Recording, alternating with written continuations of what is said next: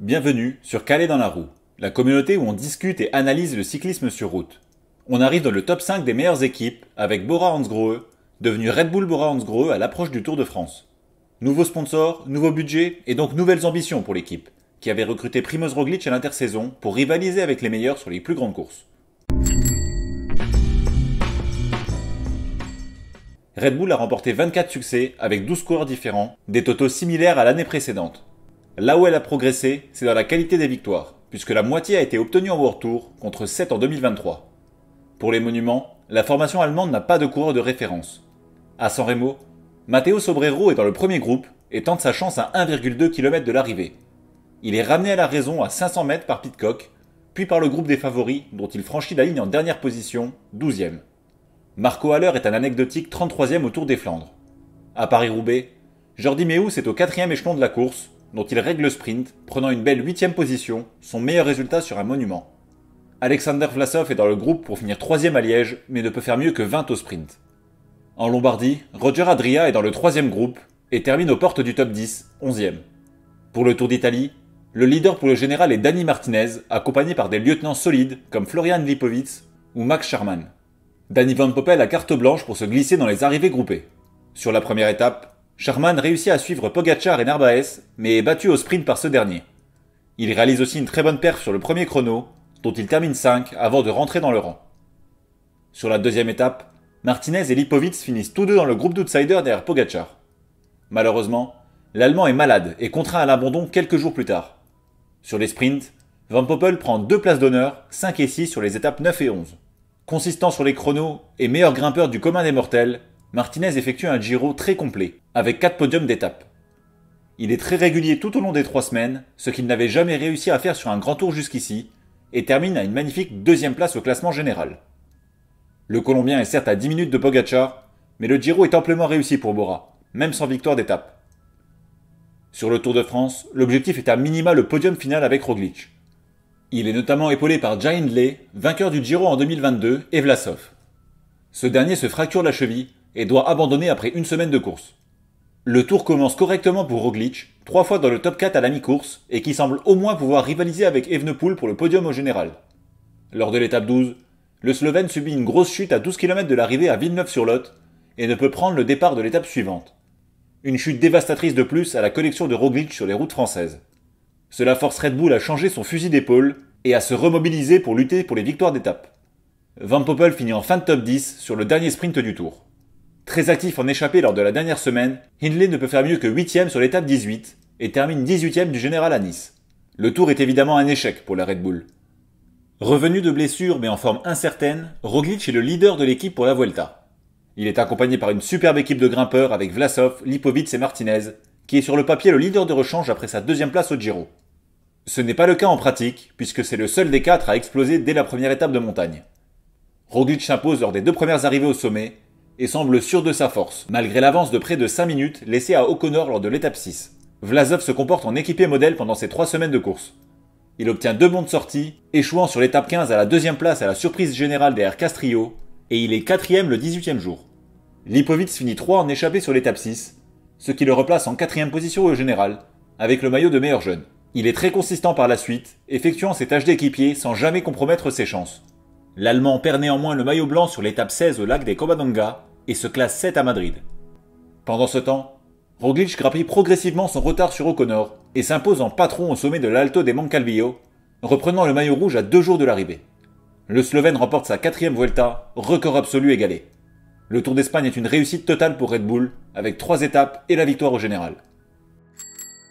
En 2024, Red Bull a surtout un effectif pour performer sur les courses par étapes au top niveau. Vlasov accumule les accessites, 5 à Paris-Nice avec une étape, 4 en Catalogne, sur le podium avec Lipovic en Romandie et 6 au Dauphiné lors de la victoire de Roglič. Le Slovène y ajoute 2 étapes, c'est sa 2e victoire au Critérium du Dauphiné en carrière. Hindley réalise sa meilleure performance de l'année sur Tirreno avec une 3e place au général. En début de saison, le sprinter Sam Welsford a remporté 3 étapes à domicile sur le Tour Down Under. Sur les classiques World Tour, les performances les plus notables sont l'offre de Van Poppel, 3 à La Panne, et de Jordi Meeus, 3 sur Gand-Wevelgem. Red Bull Bora Hansgrohe finit au 5e rang mondial, une progression de 5 places par rapport à 2023. Roglič est le meilleur coureur de l'équipe, 8e du classement UCI. Son début de saison est délicat, seulement 10 à Paris-Nice, suivi par un abandon au Pays Basque après une victoire sur le chrono inaugural. Il revient en forme après un succès au Dauphiné, suivi par une nouvelle déception au Tour. Sur la Vuelta, il remporte le général pour la 4e fois, égalant le total de Roberto Heras. Un de mes coureurs actuels préférés, qui partage un record avec un des coureurs préférés de mon enfance, c'est un très grand oui dans ma vie de passionné de cyclisme. Roglic ne remportera probablement jamais le Tour, mais il aura un des plus impressionnants palmarès du XXIe siècle lorsqu'il raccrochera son vélo. Le plus tard possible, j'espère. Même s'il a perdu son statut de leader avec l'arrivée du Slovène, Vlasov a très bien performé en 2024. Sur le podium de ses 4 premières courses, il est très régulier sur les courses d'une semaine en World Tour, finissant dans le top 6 de toutes celles où il s'est aligné. Le bilan est un peu plus mitigé en Grand Tour, avec son abandon en France et une 18e place en Espagne, où il a aussi été déclassé par Lipovic dans la hiérarchie de l'équipe. Il a cumulé les places d'honneur tout au long de la saison, mais n'a levé les bras qu'une fois, un faible total pour un coureur de son calibre. J'espère que le Russe n'enterrera pas ses ambitions individuelles en 2025 et qu'il continuera de jongler habilement entre le rôle de leader et celui d'équipier en fonction de son calendrier et de celui de Roglic. Champion de Colombie du chrono pour la 4e fois, Martinez entame bien la saison, en étant aussi 2e du Tour d'Algarve, derrière Evenepoel avec 2 étapes. Excepté 2021, où il avait fini 5e du général en Italie en travaillant pour Bernal, Martinez est toujours passé à côté de ses objectifs en Grand Tour. Je vous laisse donc imaginer ma surprise de le voir aussi constant pendant les 3 semaines en Italie, où il était le meilleur grimpeur derrière Pogacar sur toutes les étapes. Il n'a pas connu de jour sans et prend une magnifique 2e place au général. Le reste de sa saison est en revanche très décevant, et je me demande à quelle version de Martinez nous aurons le droit l'année prochaine. Lipovic vit un début de saison timide, avant d'impressionner en prenant la 3e place en Romandie, et fait un bon début de Giro avant son abandon. L'Allemand revient avec une victoire en Roumanie sur le Sibiu Tour, puis enchaîne avec une superbe première Vuelta conclue au 7e rang. Sa progression au top niveau est vraiment bluffante, et je pense qu'il reviendra encore plus fort en 2025, et qu'il ira chercher son premier succès en World Tour. Passons aux révélations de la saison chez Red Bull Bora. Après un début de saison correct, marqué par une 14e place à l'Amstel et une 5e à Francfort, Adria élève son niveau en 2e partie d'année. Il réalise une très bonne Vuelta en soutien de Roglic, et gagne dans la foulée le Grand Prix de Wallonie au sommet de la citadelle de Namur. Il fait l'étalage de ses qualités de puncher en terminant notamment 11 aux mondiaux et en Lombardie, au milieu de 3 top 6 sur des courses d'un jour. Ça faisait quelques années que j'attendais que l'Espagnol passe ce cap, et j'espère qu'il continuera à progresser, sinon il risque d'avoir du mal à exister dans l'effectif très renforcé de Red Bull pour 2025. Frederik Van Dijk a été invisible en première partie de saison, à l'exception de sa 10e place sur Milan-Turin. En juin, il signe un podium sur son championnat national, avant de terminer 5e du Tour de Wallonie. Le Danois finit 16 du Grand Prix de Québec et 23 des mondiaux, avant de se classer 9e de la Crow Race.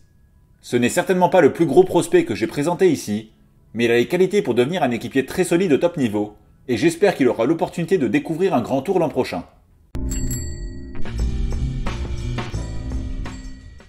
Pour 2024, je mets la note de 7,5 sur 10 à Red Bull Bora Hansgrohe. L'effectif s'est renforcé à l'intersaison avec l'ajout de Roglic principalement, et ça s'est traduit par des résultats bien supérieurs. L'équipe a gagné le 2e grand tour de son histoire sur la Vuelta, et réalisé de nombreuses belles performances sur les courses à étapes au World Tour, avec aussi une 2e place au Giro.